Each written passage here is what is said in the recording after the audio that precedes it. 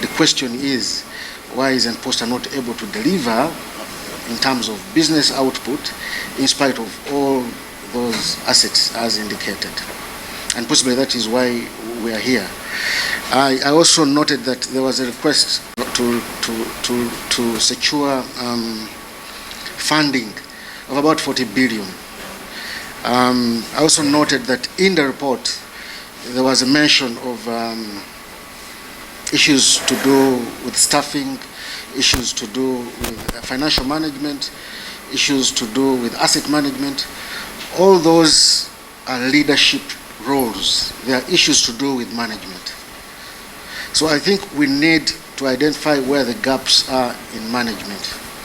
I felt concerned that why this committee was shying away from instituting a forensic after noticing that there were glaring anomalies. I noted in the debate that there was that shyness that you didn't want to go ahead and do the forensic. But I'll tell you that in the report, having looked at it, it only showed about 10% of what is actually happening. There is gross mismanagement in Posta Uganda. There is absence of governance, corporate governance, because ideally the board should be overseeing what management does. I've served there in management, and I can confidently tell you that the board is not empowered enough to oversee management activities. That is why those issues came out in the COSASA report as they were. Why am I saying this? Ideally, the board should oversee what management does. If there are gaps, they should be able to address them and direct. If we see that lacking, then there's a problem.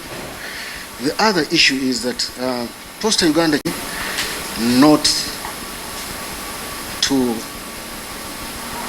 adhere to strategic business principles and strategic planning. The documents are there, but they're simply shelved. That's why you note that the smaller players in the private sector are able to come up and take on a big share of the market. Neighboring Kenya has something called Huduma. Posta Kenya has something called Huduma, where citizens get national IDs, where citizens get passports, and they are delivered through post office. That's a huge market that Posta Uganda could tap into.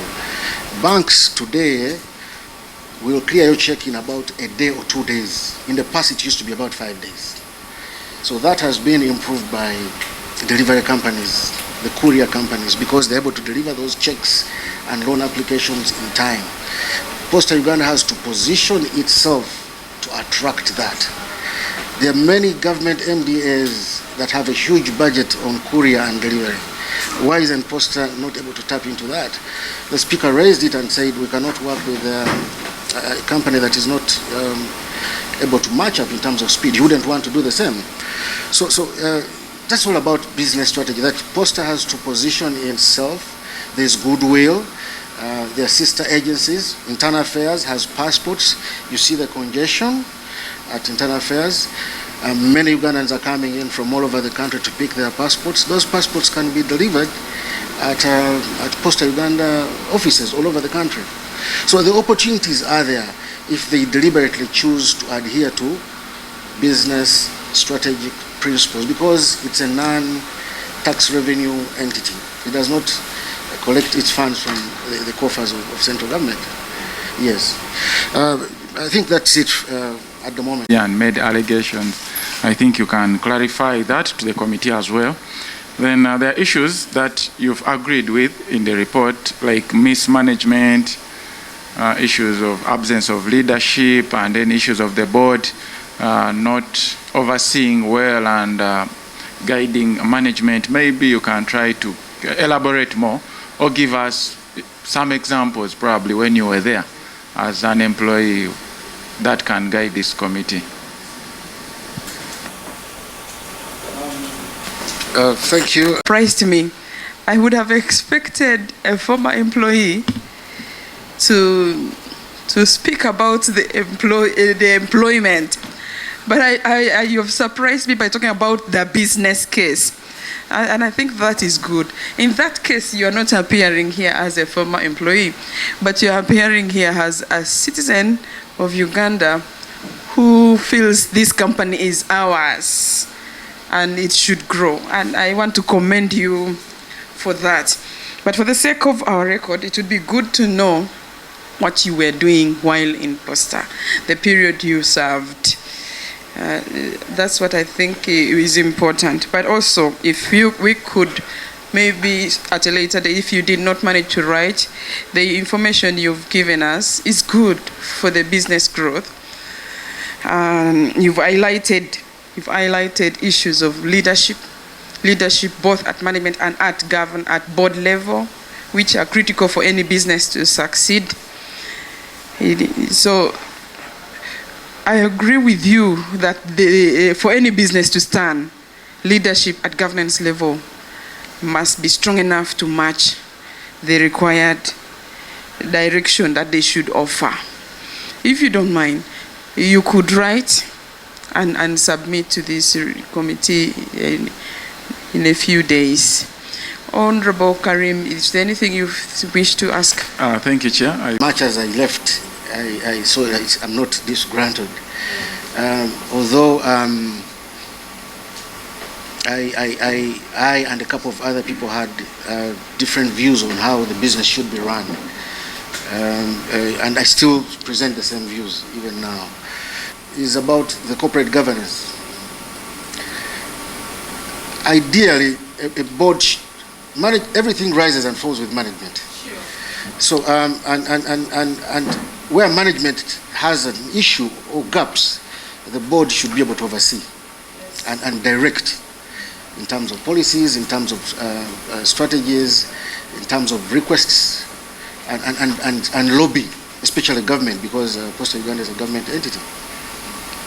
When you notice that that is not coming through, then definitely indicates that there's a problem with corporate governance. Yes, I've seen about 2 boards at Posta Uganda, and there have been issues. These are in the public domain, where the board has disagreed with management on certain aspects. Yes, so that information is available. If you search for it, you'll be able to get it. That's it. Thank you. Sure. While at Posta, what were you doing? I was head of EMS. EMS is the courier for Posta Uganda.